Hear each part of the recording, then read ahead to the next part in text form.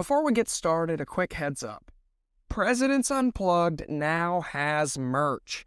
If you want to support the show and represent the podcast in your daily life, you can at presidentsunpluggedmerch.com. That is presidentsunpluggedmerch.com. Now, let's get into today's episode.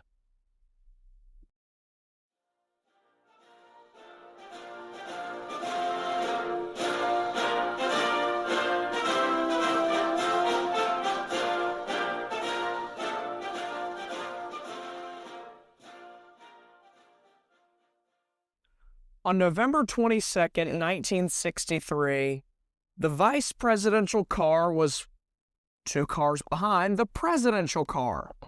They were driving through in a motorcade going through Dealey Plaza in Dallas, Texas. Seemed like a normal campaign trip, and Johnson was living in the moment. Until he heard 2 loud bangs that he thought were just a car, maybe a motorcycle backfiring or something.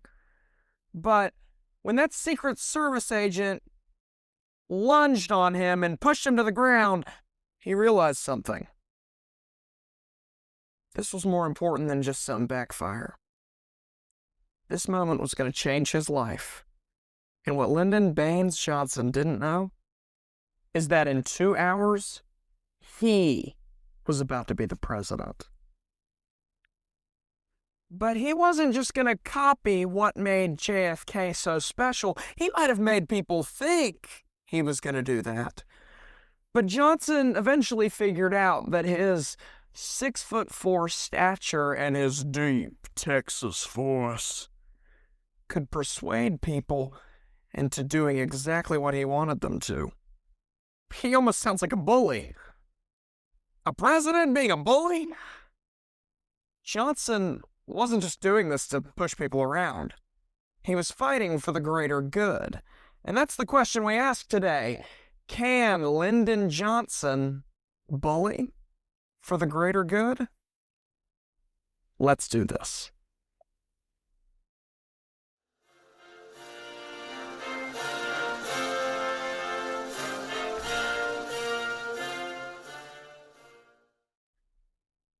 Lyndon Baines Johnson was born in 1908 in rural Texas, and he grew up in a poor family during very hard economic times. He lived in a struggling part of Texas. But then we hear something strange because Lyndon Johnson's dad was a politician. And we often assume that all politicians are rich, but that's not really the case. Especially during something as difficult as the Great Depression, nobody's safe. And after the cotton industry began to fail, areas of Texas, especially where Johnson lived, fell into a deep economic crisis. Johnson thought this was the worst it could get, the worst poverty in the entire world, until he got humbled in the saddest way possible. After college, Johnson taught in a very poor Mexican-American school near where he grew up.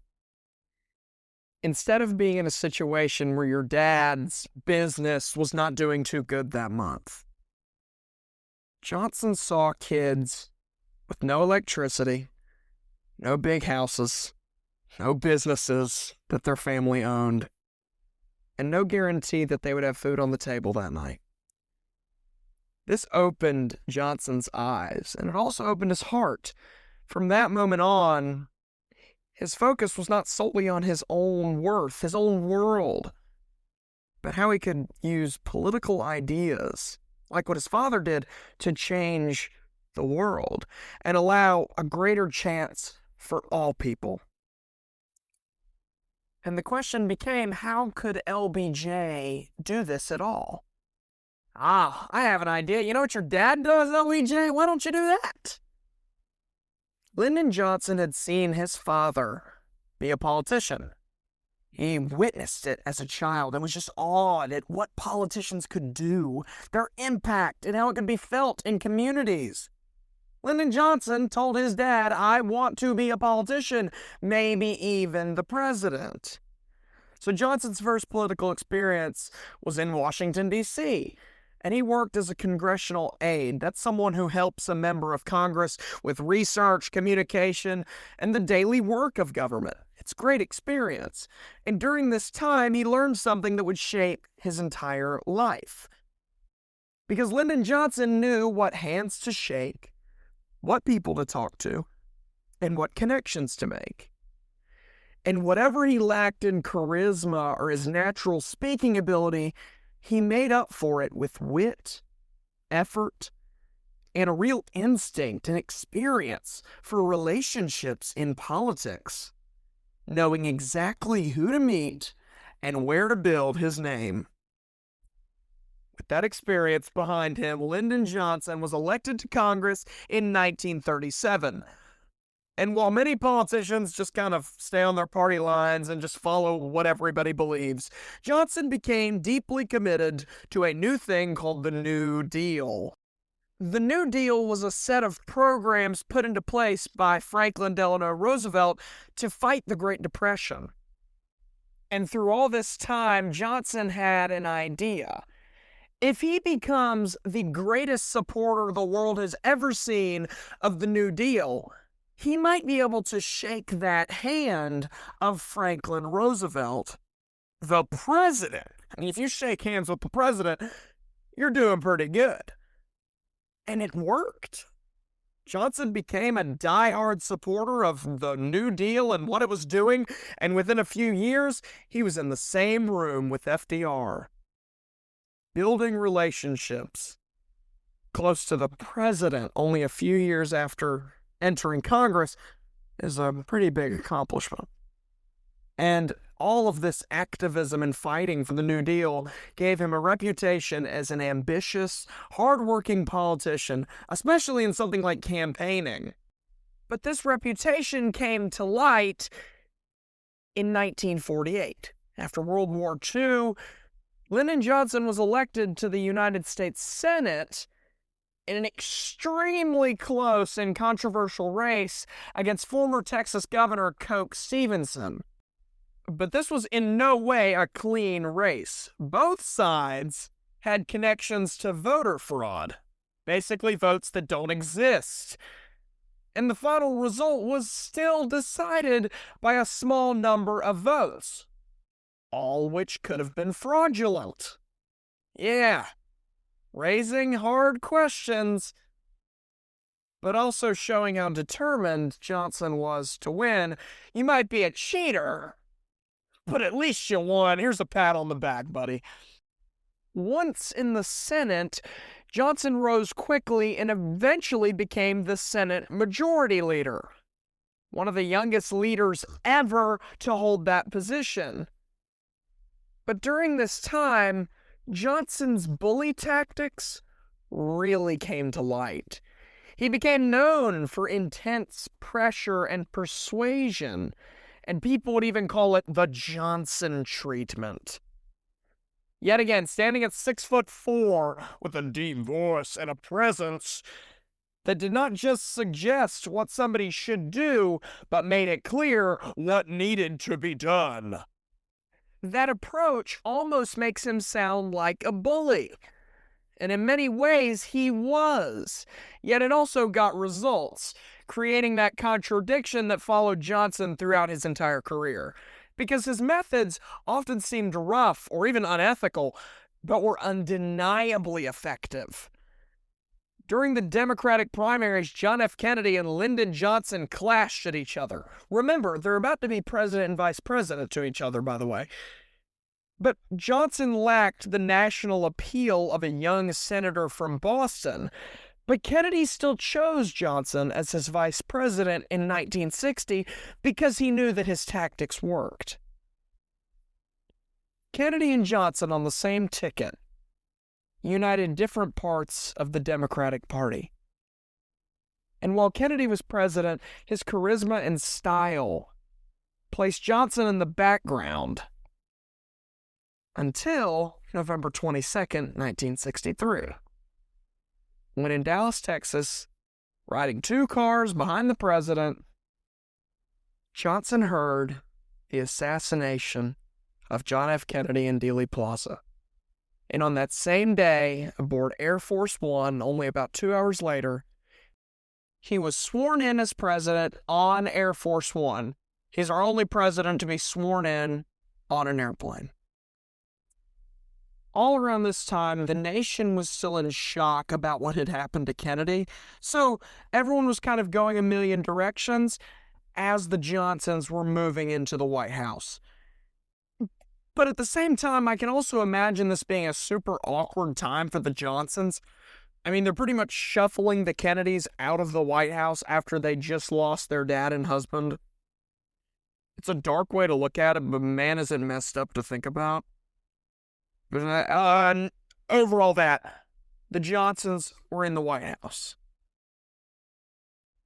They were trying to understand the weight of the moment.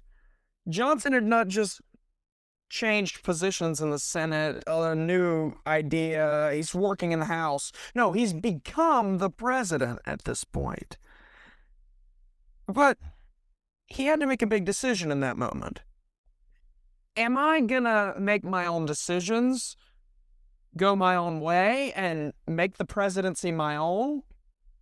Or am I gonna piggyback off that really popular president that I was just a vice president to?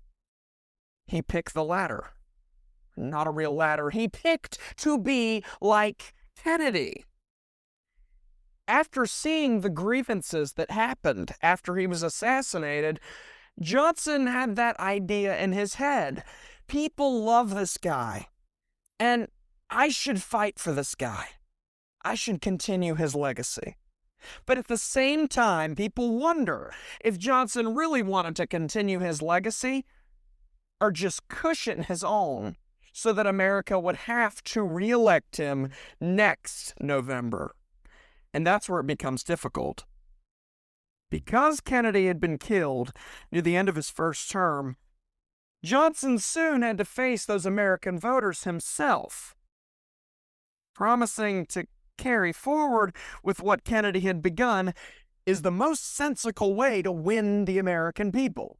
They probably would have voted Kennedy in for a second term if he was alive, so why not just continue what he was doing? So Johnson ran in the election of 1964. Now, I'm going to argue that the election of 1964 could have gone in two completely different directions. One, it would have been a pretty fair fight between the Republicans and the truly damaged Democratic Party. Or the second option, the one that happened, is that the Republicans would pull up a candidate for president, but the Democratic Party, hurt by the things that had just happened, would rise up and establish their love and their appreciation for the man who just died. A legacy candidate. And that's what Johnson was. In my opinion, he didn't bully his way to the presidency. In no way was that a bully tactic. Johnson, as a pretty intellectual politician, knew the impact of legacy, knew the impact of keeping the ones who have fallen's torch lit by fighting for them even if they're gone. And that was Johnson's technique in the election of 1964. Continuing what Kennedy did, but even better. And then the Republicans decided to pick Barry Goldwater. I love to call Barry Goldwater Barry Dogwater. He was terrible. He was a right-wing extremist in multiple ways, and it was very easy for the Democratic Party to call him an extremist. So, in this election, Johnson not only won the electoral vote by a great margin, but he actually won the largest percentage of the popular vote in United States history, with over 60% of the popular vote.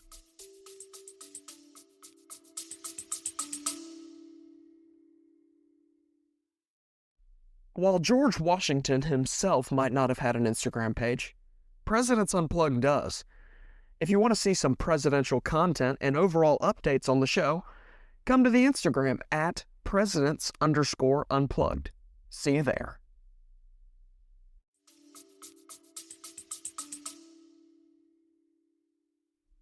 He had won the presidency through legacy. And just like that, 4 more years awaited Lyndon Johnson to do whatever he wants to do. Okay, whoa, I won the election, cushioning off what Kennedy believed. I'm going to sit back and do whatever I want. Except Johnson was a little bit better than that. He's not that much of a bully. Lyndon Johnson did not just continue what Kennedy started, but he expanded it, especially in civil rights, an area that John F. Kennedy was extremely passionate about. And all these things that John F. Kennedy pushed for really hard, Lyndon Johnson pushed for them even harder. The Civil Rights Act of 1964 became one of the most difficult laws to pass in American history. Also known as Congress did not want to pass it because people did not want to go over party lines. It almost sounds like Obamacare. I promise that is not a Democratic Party connection. That is just, I've been doing an episode on Obamacare recently. Okay, next point. An 83-day Senate filibuster, which is basically where people will not stop talking and they get nothing done, very similar to modern politics. This filibuster was designed to delay or block the vote entirely, and it was one of the longest filibusters America had ever seen. This left the entirety of Congress frozen, because if we can't get through the Senate, we're never going to make it to the House of Representatives, we're never going to be able to get together, and nothing's going to work. It's a problem. Yet in the end, that bill passed, revealing a deep contradiction.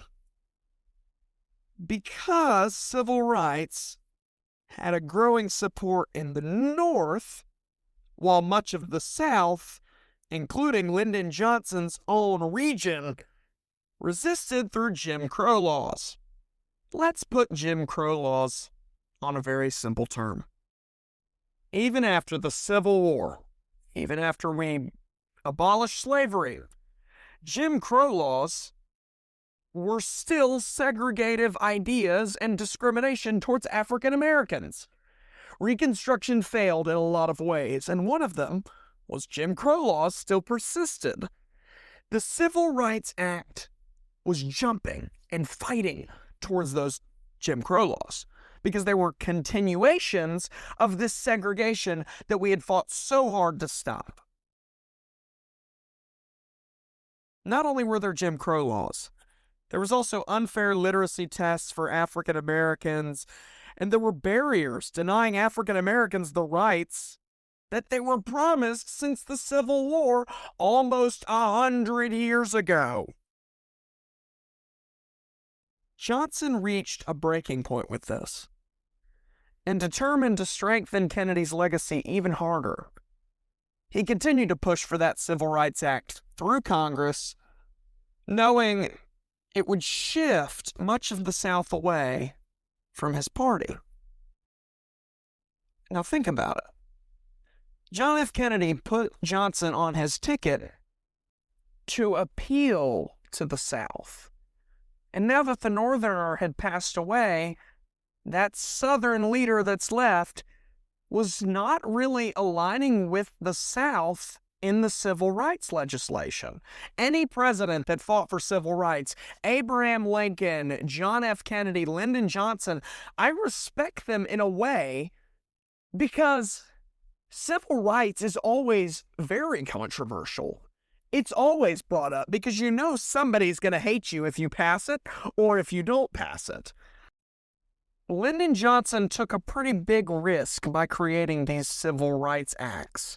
But I'm going to tell you, it was a risk well taken.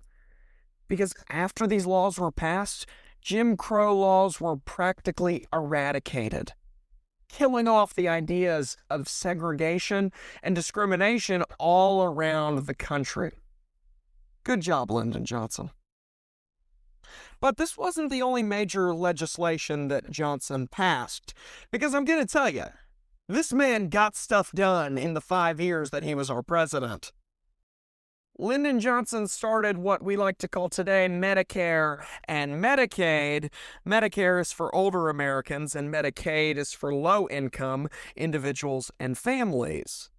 And Johnson, in a powerful American dream moment, he presented the first ever Medicare cards to former President Harry Truman and First Lady Bess Truman. That makes my little American president heart happy. He honored the Trumans' long support for national health care, and he kind of marked it as that turning point for the nation's story. It was cool. But Johnson's reforms, Medicare, Medicaid, Civil Rights Act, these were rarely gentle little, "Ooh, we should have Medicare. Ooh, we should have Medicaid." Remember, he's a bully. He brought this story full circle in this. When we became members of something called the Vietnam War. The Vietnam War became the most controversial part of his presidency and legacy.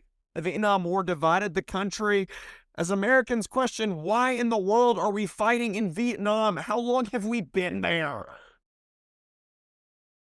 Though Lyndon Johnson was eligible to run again in 1968 through our Constitution because he didn't have a full term when Kennedy was assassinated, so he really could have been in office 9 total years.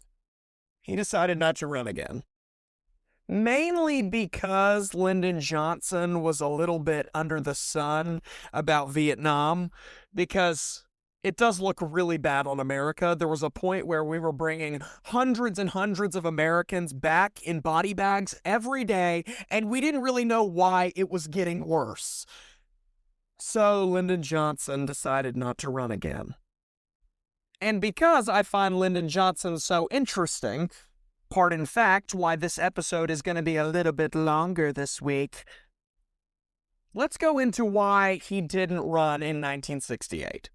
First off, Lyndon Johnson was talking to a doctor around this time, and this doctor, after doing some tests on his body, predicted he would die at the age of 64.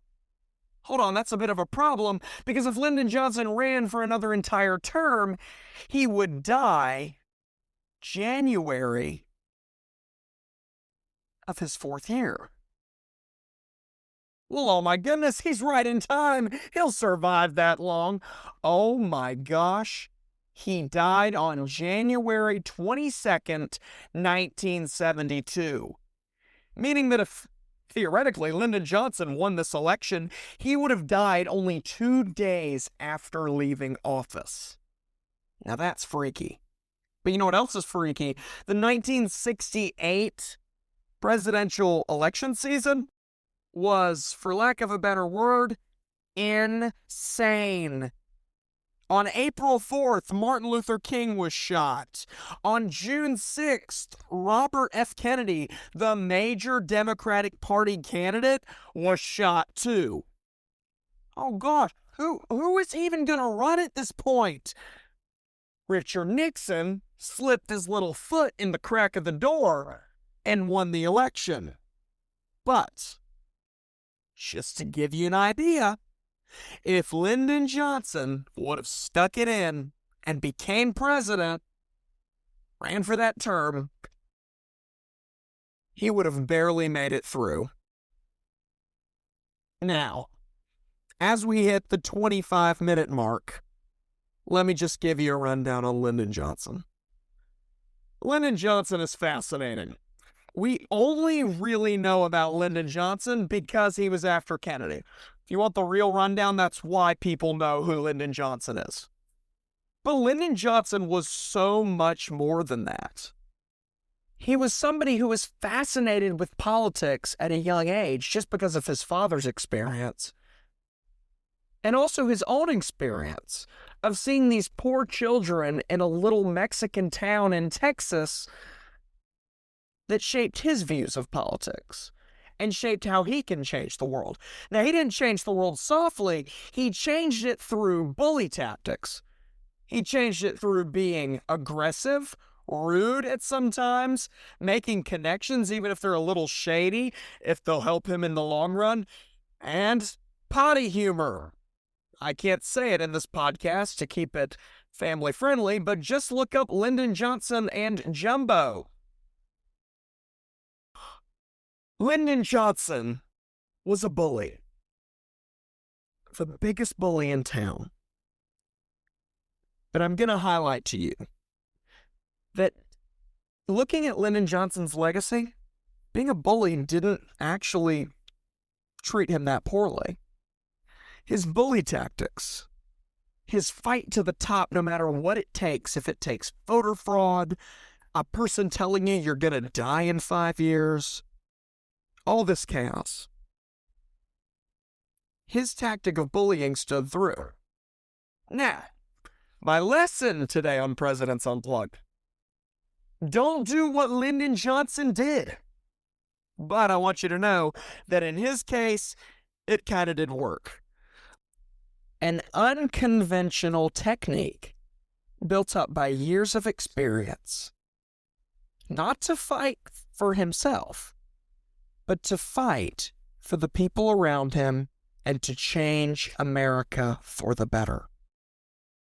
And to answer the title card of this episode, Lyndon Johnson, though unconventional, was able to bully for the greater good. And that's what makes Lyndon Johnson so important. Tune in next Friday as we talk about George H.W. Bush, a World War II soldier who in no way should have survived. But he did. He survived for a greater purpose, one that in the moment he couldn't see. Little would he know, that purpose would be the President of the United States. Learn about that and much more next week on Presidents Unplugged. I'm Ty Svensson, and I'll see you soon. God bless.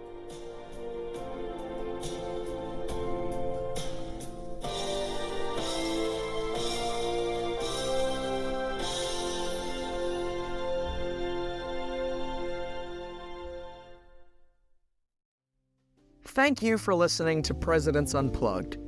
If you enjoy content like this, give us a follow on Apple Podcasts or Spotify today to be notified that your favorite presidential podcast has released new content. Now, when do we release new content?